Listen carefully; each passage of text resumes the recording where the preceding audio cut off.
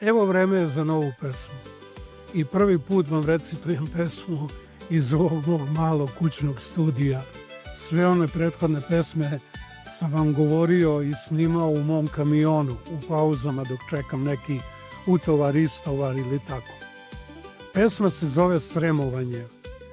Sremovanje je kovanica koju slobodno mogu da kažem da sam ja izmislio, odnosno napravio, i to je reč koja označava način života, način shvatanja, mentalitet. To je sve sremovanje, ono kako mi u Sremu gledamo na stvari. A pesma ide ovako. Znam ja dobro da sremujem, da se kerim i lumpujem. Kad popijem koju čašu, da dam novce tamburašu. Znam ja dobro da sremujem, kad mi dođe da ofsujem.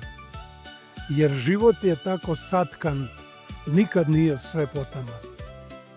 Sremovao sam i opet ću, i nikada stati neću.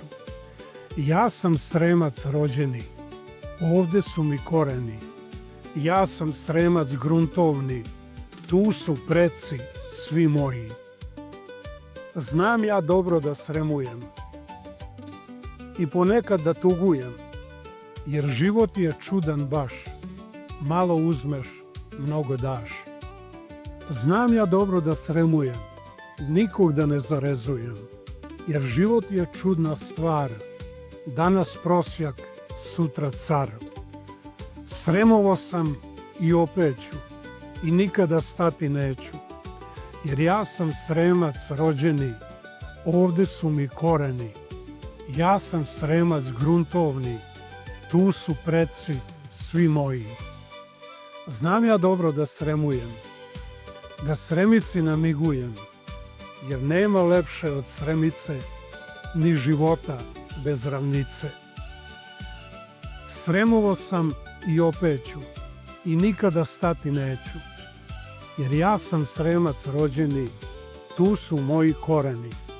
Ja sam Sremac gruntovni, tu su preci svi moji. Sremujemo. Ajde u zdravlje.